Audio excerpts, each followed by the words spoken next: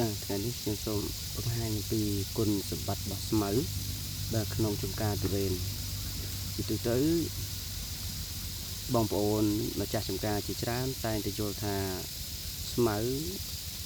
វាដណ្ដើមអាហារឬក៏ដណ្ដើមជីរបស់ដំណាំជាពិសេសគឺដំណាំទុរេនតែបើយើងពិនិត្យឲ្យបានល្អិតបន្តទៀតយើងឃើញថាស្មៅវាមានគុណប្រយោជន៍ច្រើនទៅវិញទេចំណុចទី1ការបើស្មៅលូតលាស់ល្អយ៉ាងនេះសម្គាល់ថាដីនោះមានសំណើមអាចធ្វើឲ្យឫសទុរេនរស់បានដោយស្រួលទី2វាជួយរក្សាគម្របដីកុំឲ្យកម្ដៅនៃពន្លឺព្រះអាទិត្យចាងមកលើដីដែលជាហេតុធ្វើឲ្យដីក្ដៅឬក៏ធ្វើឲ្យលាកទៅដល់ឫសស្បែករបស់ទុរេនអញ្ចឹងស្មៅគឺជាគម្របដីដ៏មានប្រសិទ្ធភាពមួយបាទមិនត្រឹមតែប៉ុណ្ណោះសោតវាបានជួយការពារកុំឲ្យហាប់រាល់ពេលដាក់ទឹកឬក៏រដូវភ្លៀងជាពិសេសគឺក្នុងរដូវប្រាំងនេះ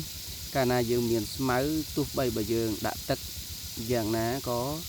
ដីយើងដែលមានស្មៅនេះវាមិនហាប់ដូចដីដែលមិនមានស្មៅជាគម្របទេបាទអញ្ចឹងវាជួយរក្សាលំនឹងដីកុំឲ្យដីហាប់ធ្វើឲ្យដីរក្សានៅសភាពធូរល្អលើសពីនេះទៅទៀតវាជួយឲ្យសត្វពួកអតិថិខំប្រាណក្នុងដីឬក៏សត្វមានប្រយោជន៍ដូចជាជូលែនឬក៏សត្វដទៃជាច្រើនទៀតវាអាចរស់រានមានជីវិតនៅលើដីនេះដោយសារសត្វទាំងអស់នោះក៏វាមានប្រយោជន៍ទៅដល់ដីធ្វើឲ្យដីនឹងធូរធ្វើឲ្យដីនឹងមានអុកស៊ីសែនបាទអញ្ចឹងទេ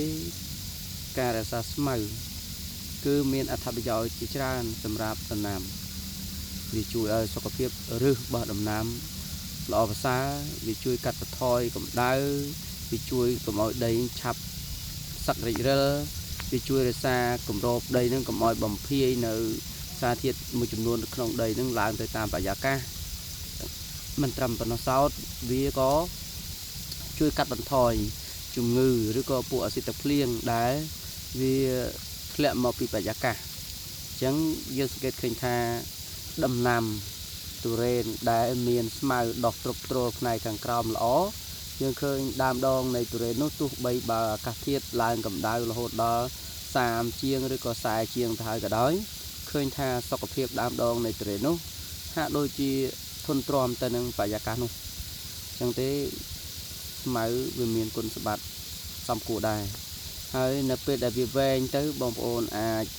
សម្អាតឬក៏កាត់ដោយម៉ាស៊ីនណាមិនចាំបាច់បាញ់ថ្នាំទេយើងប្រើម៉ាស៊ីនកាត់វាទៅកាលណាកាត់ស្មៅនេះ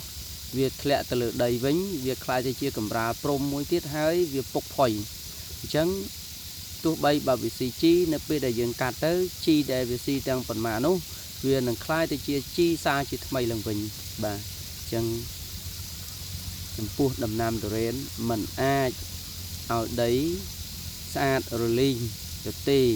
បានទេជាពិសេសគឺនៅរដូវប្រាំងបាទនៅរដូវប្រាំងអញ្ចឹងហើយធ្វើយ៉ាងណារក្សាស្មៅហើយស្មៅ